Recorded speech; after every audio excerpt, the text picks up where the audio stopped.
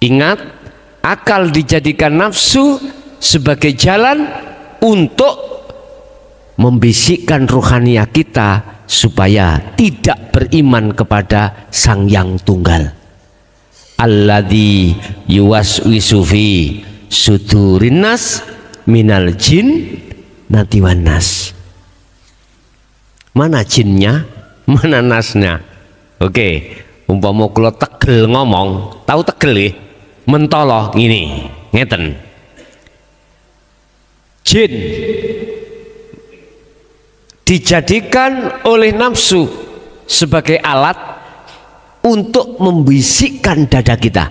Alladzi isinya nafsu dikembangkan iblis, yuwaswisu fi sudurin nas, membisikkan, mereka membisikkan terhadap di dalam dada kita, maksudnya hati, ruh ini. Nah, nafsu membisikkan terhadap ruhaniah kita lewat apa? Jalan apa? Minal jinnati wan nas. Matur sembah nuwun, waktu yang diberikan tadi dijelaskan masalah hakikatnya hakikat, tapi nerangkan apa tadi kok lupa. Cuman yang jadi pertanyaan saya, ketika kata-kata hakikatnya hakikat itu kalau dikembangkan hakikatnya syariat, hakikatnya torekot, hakikatnya makrifat, atau syariatnya syariat, syariatnya torekot, syariatnya makrifat, itu kalau dikembangkan itu semacam itu. Yang jadi pertanyaan saya, jika Gus berkenan itu bisa menerangkan dan diberikan contoh, Gus. Terima kasih. Sampun? Sampun. Sampan mendapatkan sesuatu itu pilih lewat mana? Lewat naik ke atas atau atas ke bawah, tergantung jenengan. Kita manusia mendapatkan sesuatu itu pilih lewat jalan yang mana terserah. Contoh, wedhus saya hilang, ya. Kemana wedhus saya? Ke sawah atau kemana? Gelap sekali, nggak kelihatan. Jenengan pengen ketemu wedhus sampean, boleh sampean bawa sentolop, dan atau sampean bawa oncor. Oncor dengan sentolop sama-sama bisa untuk menerangi kegelapan. Cuman bedane nek oncor iku keterah angin mati, tapi nek sentolop senter keterah angin boten mati. Wis pilih budi terserah. Wis. Memang kita dulu diajarkan tentang proses-proses, Pak, ya. Tergantung jenengan pilih yang mana terserah. Cuman sesuai dengan pertanyaan di sini akan saya jawab tentang hakikatnya syariat atau torikohnya syariat, mulai atas saja. Makrifatnya syariat, hakikatnya syariat, torikohnya syariat atau syariatnya syariat. Yang kedua, makrifatnya torikoh, hakikatnya torikoh, torikohnya torikoh. Lalu makrifatnya hakikat, hakikatnya hakikat. Yang terakhir makrifatnya makrifat. Itu bagaimana? Udah. Yang dimaksud makrifatnya syariat itu bagaimana? Inilah kelas, Pak, membedakan di antara kita kelas karena proses. Makrifatnya syariat adalah, mohon maaf, patuhnya jenengan kali kula ing dalem aturan syariat. Enggak mikir iku tadi ketika melakukan ini karena Allah atau tidak, enggak mikir. Yang penting udah tak ucapkan lillahi ta'ala. Urusan atiku, ruhaniahku itu karena pahala atau surga, udah nggak dipikir. Sing penting lesanku lillahi ta'ala, terus dalam hati aku niat sholat karena Allah ta'ala. Wes, iku makrifati syariat. Lah, torikoe syariat itu yang bagaimana? Jalannya ilmu itu bagaimana? Jalannya itu di akal, Pak. Sehingga sampai saya ajari ilmu matematika. Telu tambah telu ini menjadi 6. Dulu itu namanya ilmu porogapit, Pak. Dulu itu ilmu pasti. Guru kula sien almarhum waktu ibtida. Kalau tambah-tambahan itu doding nih lho, Pak ya. Dijejer. Doding loro ditambah doding loro wis jumlahan dihitung 1, 2, 3, 4, berarti 2 ditambah 2 sama dengan 4. Dulu itu seperti itu, sodo arannya itu sodo. Jadi kita dulu itu sekolah di SR jenengan ya, sekolah rakyat itu loh. Nah, nek cara kula pun ibtidak, Pak, nek jenengan SR mungkin pian. Iku selalu membawa apa? Membawa betting yang kita bawa. Artinya betting itu nanti kalau kita masuk pada ilmu pasti. Kalau sekarang namanya ilmu matematika. Nah, torikohnya syariat adalah ilmu. Lewat ilmu itu digenahkan, akhirnya akal bisa menerima dan memahami. Nah, kok toriko? Hakikat dulu ya? Hakikat belum ya? Belum ya. Hakikatnya syariat itu apa? Tujuanmu sholat apa? Allah. Tapi akhirnya kita mendengar atau melihat kelingan teringat pasar. Berarti pasar itu hakikatnya syariat. Bisa? Cetok? Saya ulangi lagi. Hakikatnya syariat itu adalah tujuan kita bersyariat. Syariatnya kita contoh sholat aja lah wis. Kita ribut sholat aja dulu. Biar nanti kita mendandani sholat. Tujuan kamu sholat menyembah Allah, bos, menyembah. Di situ dikatakan ini wajah tu wajian lilladzi fataras samawati wal ard. Doa iftitah ya. Ku arahkan wajahku wajahnya hidup yang menguasai jagat langit dan bumi dan sebagainya.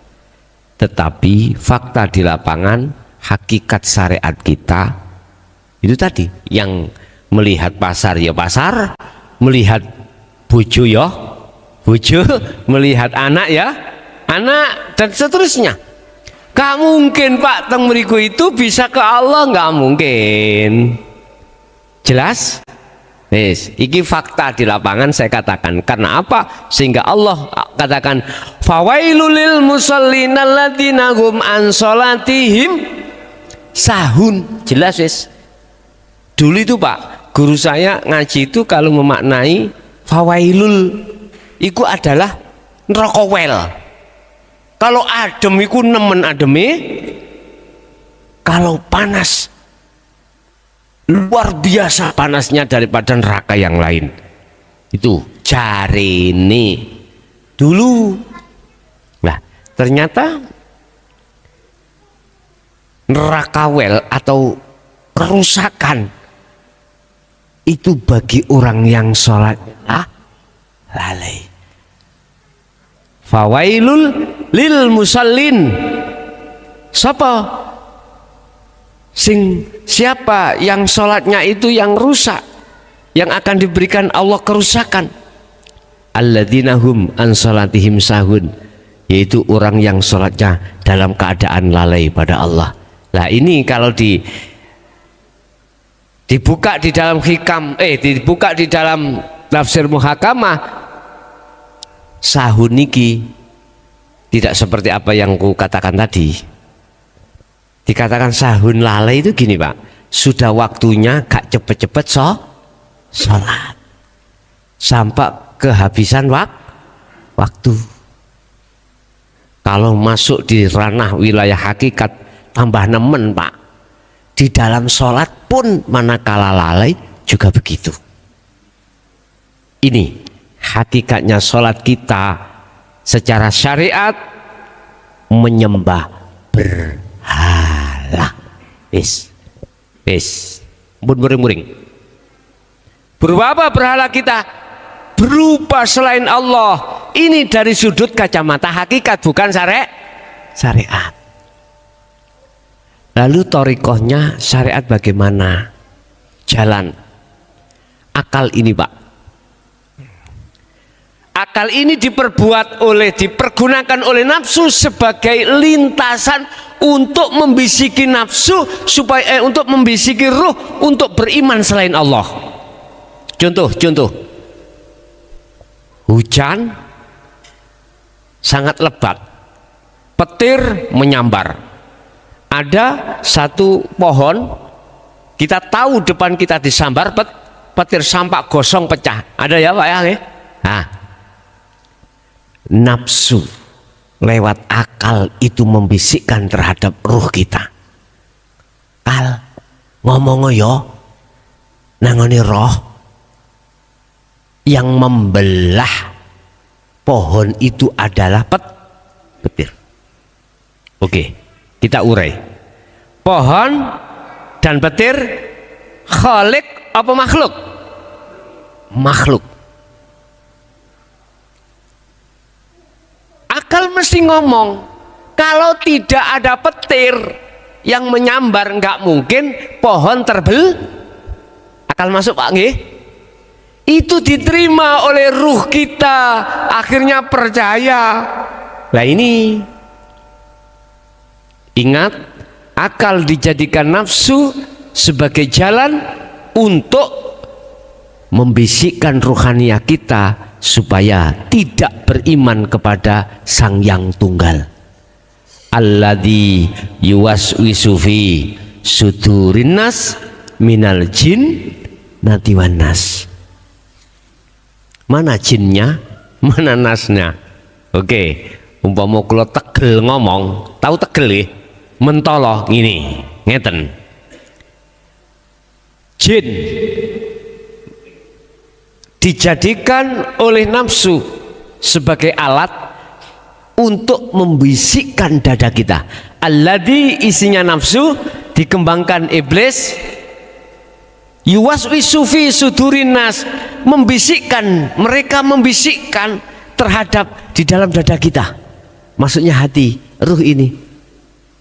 Lah, nafsu membisikkan terhadap ruhaniyah kita lewat apa? Jalan apa? Minal jinnati wan nas. Saiki minal jin. Iki mumpun ditelok syariat, syariat kok sampean gebukan kok. Kami delok hakikat ya. Ngeten. Jin, mengapa di situ ada keterangan korin? Tadi kan saya katakan nafsu menjadikan akal sebagai jalan. Langan tadi untuk membisikkan terhadap ruh supaya beriman terhadap selain Allah. Arti jin, mohon maaf, boleh tak maknani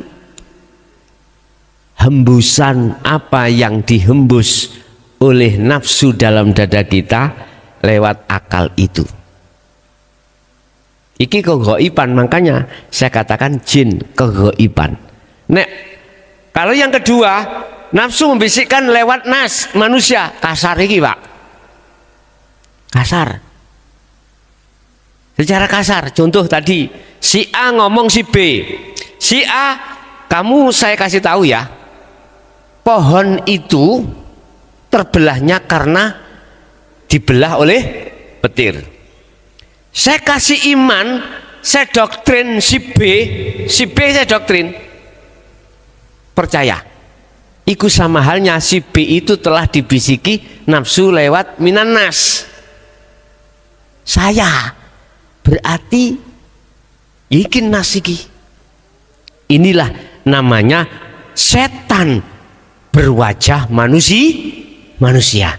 Tadi setan berwajah jin di situ, Pak. Lah, ini fakta di lapangan semua teringgapi, Pak. Bah santri, bah kiai, bah apapun teringgapi semuanya. Kecuali lihat di dalam surat Al-Hijr ayat 39 sampai 40. 39 Allah katakan, iblis Pak ngomong, ya Rob, wahai Tuhanku, berhubung saya sudah panjenengan cap sebagai makhluk yang ingkar, izinkanlah saya untuk menyesatkan Adam dan anak putu Adam. Silahkan. Berarti secara legalitas iblis nggoda manusia ini sah mboten? Sah. Allah Al-Hijr 39. Tetapi di situ iblis juga ngomong, illa ibadaka, kecuali satu ya Rob, ya Tuhanku, satu yang tidak bisa kami jerumuskan. Siapa mereka? Fa innahumul mukhlasin. Hum mukhlasin. Siapa mukhlasin? Mereka lah Pak yang kami maksud judul awal tadi, sudah menjadikan aktivitas dohiriyah ini disertai ruhaniyah makrifat pada Allah. Wis gak bisa dibisiki sudah. Karena apa? Antara akal dengan ruh ini sudah ada filter, penyaring. Kabar yang gak benar di mata Allah tidak akan dia terima. Orang yang ruhaniyahnya sudah makrifat pada Allah seperti itu, imannya dijaga. Secara syariat boleh mengatakan makhluk itu yang berlaku, tapi secara hakikatnya ruhaniyahnya beliau itu tidak seperti itu. Bahkan ada yang berani Pak, hakikatnya makrifat itu dikeluarkan secara syariat. Ana al-haq la fi jubati illallah. Sejarah al-halat seperti itu. Kebenaran yang ada di dalam dituangkan di dohir yang tidak memakai bahasa syariat, langsung bahasa makrifat. Ana al-haq, saya adalah Allah. La fi jubati, tidak ada di dalam jubah saya, kelambi baju saya di dalamnya enggak ada illallah, kecuali Allah. Ayo, apa enggak seperti wak lili dikasih garam Pak ini jadinya? Padahal itu gak salah, ing miturut pandangan Allah. Karena apa? Al-halat ketika mengatakan itu, dirinya sudah tidak ada. Terus yang berkata itu siapa? Allah, bukan al-halat sebagai makhluk, tapi Allah sebagai al-khaliq. Cuman gaya kita dengan mata zahir melihat makhluknya berarti nuduh al-halat yang ngaku-ngaku menjadi itu Tuhan. Coba kalau basiroh kita yang memandang Allahnya, itu pasti. Makanya di dalam petir kalau nggak ada Allah bisa belah? Nggak bisa. Makhluk siapapun tidak akan pernah bisa gerak sendiri manakala tidak digerakkan. Itu di dalam muraqabah Pak ya. Muraqabah berarti yang masih ada dua. Makrifat paling ndek, paling rendah. Itulah yang disebut ihsan. Antakbutallaha ka'annaka taroh. Bahkan di dalam hikam itu diibaratkan gini Pak, makhluk itu Pak, ya seperti gila, seperti spidol sama korean. Makhluk itu bahasa Jawa kita seperti wayang. Nah, dol spidol, pindahan dol korean itu dari tempat satu ke tempat yang lain, bisa? Nggak bisa. Inilah sesungguhnya sifat makhluk itu gini. Lah, iku kok bisa bergerak? Koyoke gerak dewi, tapi sejatinya ada yang menggerakkan. Akhirnya spidol diangkat, dikengelih korean. Lah, kalau kita melihat spidolnya, makhluknya, menuduh bahwasanya spidol punya keadaan, punya kekuatan. Tapi kalau ruhaniyah itu jenengan melihat orangnya yang mindah, bukan spidolnya. Melihat Allahnya, jelas. Makanya tinggal kita melihat dari sisi mana. Kalau memandangnya dari sisi syariat ya makhluk, memandang dari sisi hakikat ya Allah. Hanya itu sebetulnya kesimpulannya itu. Ya jangan kita hanya berhenti di pandangan basariyah Pak. Ya kita harus naik di pandangan basiroh. Sebab nanti akan yang bertanggung jawab di mata Allah semuanya adalah basiroh atau ruhaniyah ini. Sebab jasmani itu minangka prajurit, roh adalah raja. Jikalau rajanya zalim, maka prajuritnya pun juga zalim. Yes. Terus syariatnya syariat. Tadi makrifat torikoh, hakikat torikohnya syariat, sekarang syariatnya syariat. Mboten mangkel jenengan? Estu? Gini aja. Saya punya buah nangka, Pak. Buah nangka saya letakkan di piring. Kalau biasanya di musim hujan, buah nangka itu banyak setnya, Pak, atau jambu. Kelihatannya bagus, tapi ketika dibuka busuk. Saya letakkan piring, saya kasihkan jenengan. Jenengan bilang apa? Yowes gak usah dinamakan. Itulah sebetulnya. Kulitnya kulit. Syariatnya orang syariat. Syariatnya orang syariat. Laksana seperti ini, siapapun jenengan gak mungkin mau menerima. Sebetulnya itu, tapi tidak merasa. Yukhadi'unallaha walladzina amanu wa ma yakhta'una illa anfusahum wa ma yas'urun. Lihat, banyak di antara golongan orang-orang yang memungsui Allah, walladzina amanu, dan memungsui orang-orang yang beriman pada Allah, tapi dia sebetulnya tidak merasa kalau itu memungsui dirinya sendiri. Jadi kula maringi jenengan, kasih jenengan buah yang berset-set tadi, sama halnya nampek nang wajah saya sendiri. Naik ke thariqah. Apa makrifati thariqah?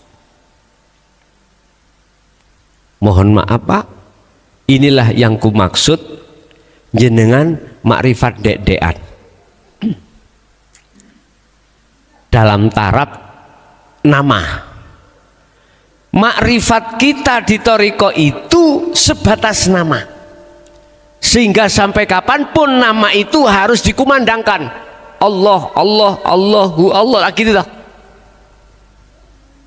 Tapi itu memang pembelajaran, proses kita untuk bisa selalu ingat pada Allah. Ya jangan diketawain dulu, jangan dipaido dulu. Paido bahasa Indonesia Pak. Jangan diomelin dulu, karena itu proses. Biarlah itu nanti sampai pada marifatnya. Makanya oleh karenanya tolong jenengan kalau bertorikoh hanya memegang sir lekas, Anda harus membawa sirul asrar, itu endingnya. Hakikatnya torikoh kita itu Pak ya, masih bermakrifat Allah sebatas nama. Torikohnya torikoh kita masih jalan di tempat. Jalan tempat ini. Apa tujuan kita? Wusul pada Allah. Tetapi kita tidak bisa wusul pada Allah, itu berarti kita masih jalan di tempat. Yes. Terus selanjutnya mari torikoh terus.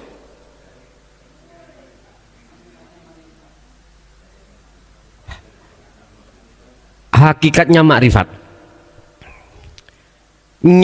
nyatanya makrifat, makrifatnya hakikat, loh. Makrifatnya hakikat. Wis, saiki sampean tekan omah. Di rumah tadi tujuan sampean apa? Kesini. Berarti kesini iki makrifatnya hakikat. Nyatane tujuan. Inilah makrifatnya hakikat seperti itu, atau nyatanya hakikatnya makrifat seperti ini. Nyatanya tujuan apa jenengan iki kalau sudah di sini, berarti inilah dibilang nyatanya hakikat. Makrifatnya hakikat. Nah, hakikatnya hakikat bagaimana? Hakikatnya hakikat jenengan kali kulo ini nyun sewu, memang tujuan sampean mau ke sini di tengah dalan sudah biasa Pak, jenengan kali kulo niki kadang ada yang mengalihkan, entah dari istri, anak, suami atau teman. Katanya nanti ya, katanya budal ngaji. Nyata, ayo ngopi dulu, ayo ngopi. Kadang-kadang seperti itu. Akhirnya hakikatnya hakikat itu terkendala dengan itu. Berarti masih di dalam proses perjalanan. Kalau sudah sampai pada tempat, berarti itulah makrifatnya hakikat atau nyatanya hakikat. Wis, makrifatnya makrifat ya ini Pak, udah wis habis. Wa ma arsalna min qablika mir rasulin illa nuhi ilaihi annahu la ilaha illa ana fa'budun. Al-Anbiya 25. Muhammad, aku tidak akan mengutus utusan sebelummu termasuk dirimu jikalau tidak mau membawa ayat ini. Inilah wahyu yang tertinggi, inti dari segala wahyu. Apa? La ilaha illa ana, tidak ada Tuhan kecuali aku. Terangno Muhammad, jelasno nang umatmu. Maka dengan dasar surat Al-Anbiya ayat 25 inilah Pak, mengapa saya sampai malam hari ini tidak henti-hentinya menyerukan saudara saya untuk merevolusi iman. Jujur Pak, mulai tahun 2000 saya Pak ya, tahun-tahun yang paling kritis bagi saya ketika saat menyampaikan itu bertemu di tahun 2007. Sungguh namanya cacian itu Pak, mohon maaf, makian, hinaan, bahkan saya mendapatkan titel Al-Majnun, dan titel itu saya dapatkan dari figur tokoh agama. Loh, sungguh. Dan itu tidak menjadikan saya berhenti. Muhammad, Aku tahu dadamu sempit karena umatmu itu menolaknya, bahkan mencaci apa ajaranmu. Tapi kembalilah padaku. Yang membuat itu siapa? Antengnya saya akhirnya di situ, Pak. Jadi saya nggak repot-repot. Siapapun yang mau dan tidak mau, saya tidak merepotkan diri. Apa-apa. Tapi ingat, semuanya itu konsekuensi ditanggung masing-masing.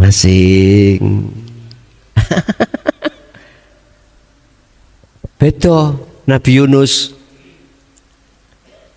Yunus melihat kaumnya itu tidak mau menerima, bahkan mencaci, ditinggal ngalih. Apa? Ditinggal ngalih bahasa Indonesia? Ditinggal pergi sambil ngerutu. Ya Allah, kasih adab terhadap kaumku yang tidak mau menerima ajaranmu ya Allah. Beres. Tak ngutus utusanku malaikat tak koin mudun, tak kon menghancurkan. Akibat daripada itu si Yunus